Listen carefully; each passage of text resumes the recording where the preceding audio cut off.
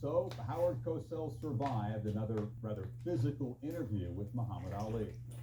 Cosell always claimed to be relentlessly seeking the truth, both as a journalist and a lawyer. And in this show, the truth was an arm's reach away. He was, in fact, sitting with the greatest of all time, and arguably the most recognizable athlete in the world. I'm Chris Fowler. Thanks for joining me.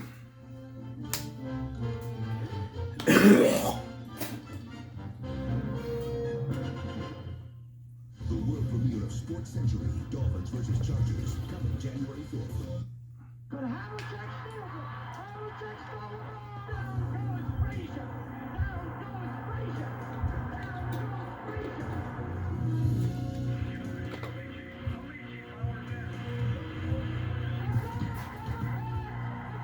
Joe Montana. Jordan.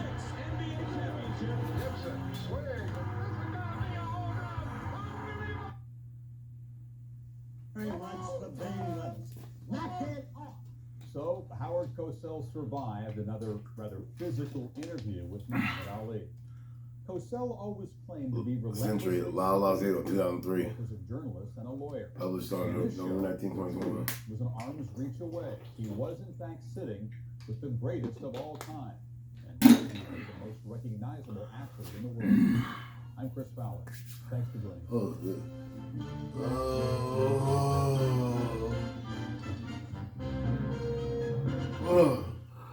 The world premiere of Sports Century, Dolphins versus Chargers, coming January 4th.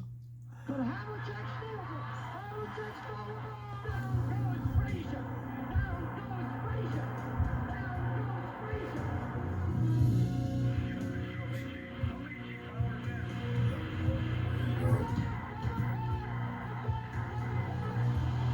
Joe Montana. Joe Montana. Michael Jordan. My heroes in my time. You know who he is.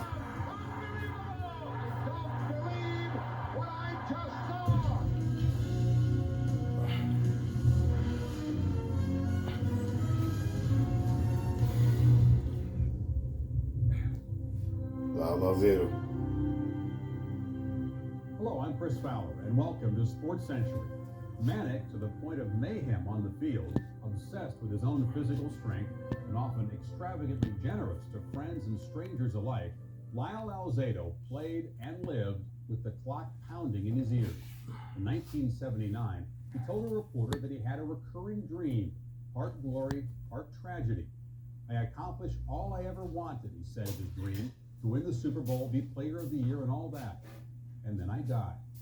13 years later, the tragic part of Alzado's dream stood darkly at his doorstep.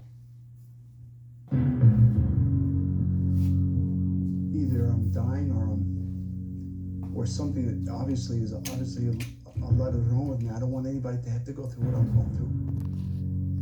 He said, Jan, I'm scared and I'm going to come out and I'm going to tell everybody this. How long were you on steroids? Most of my career, I played 16 years. It got me where I wanted, but also got me really sick. The strength that he used to have, he didn't have anymore, and he didn't want anybody to see him weak. I'd never seen a warrior like him so torn down. Oh, knowing what he had been.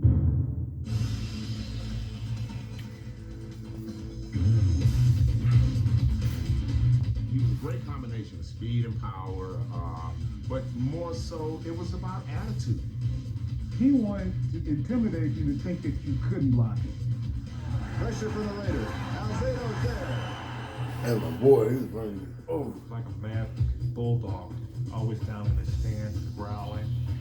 Teeth always showing. He was slobbering. His eyes were this big, and you just had to think, what is this guy on?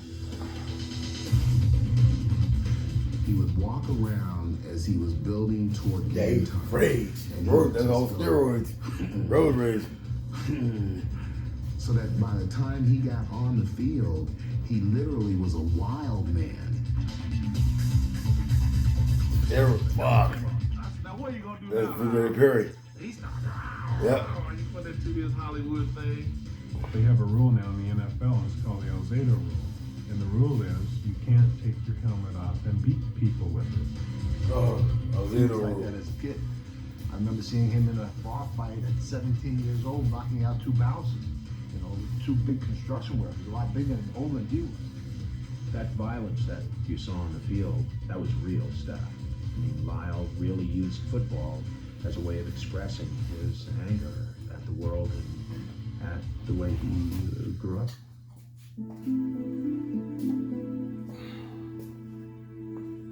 He was born the second of 5 children on April 3rd, 1949 in Brooklyn to an Italian-Spanish father, Maurice, and a Jewish mother, Martha. Maurice, who bounced from one town to another, moved the family to Long Island when Lyle was 10. The neighborhood we all grew up in was called the Five Towns. And Lyle actually grew up in a town called Cedarhurst. It was upper middle class, and we were the slum. It was a huge house. Huge. But my father was a junk collector. And every room was filled with junk. Cars out in the backyard, broken down, 7 TVs piled on top of each other. My mother was a wonderful person. My father was a violent alcoholic. And it shaped the person that he became. Lyle's life was a battle. It was a war.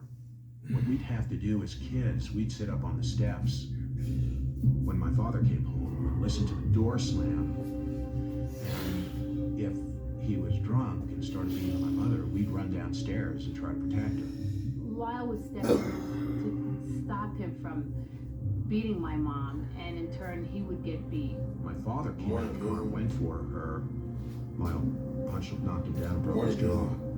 My father put Lyle in jail. You got anywhere that can put gas in my car? Like He was always told he wasn't gas good car enough, can use he was borrow. never going to amount to anything.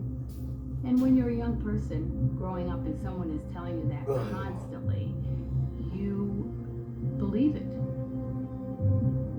And he had a lot of anger and he had an emptiness inside himself. He was always terribly frightened about turning into my father. His steroid use was my dad's alcohol use. And some of the violence that happened so I can go see my mom. was You got it, I can reflective see of that. my father's violence. The sweet, lovely, generous little boy, and the angry, violent, addicted man. So those two things, even when I say that, I'm really touched by it because I realize the pain that created in him.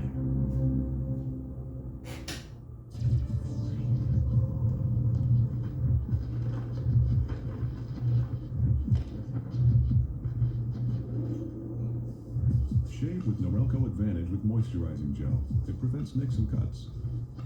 Use Spectra and you can personalize it for comfort. So now there are 2 ways to achieve close shaving satisfaction. As you can see. Ultra close, ultra comfortable. Guaranteed.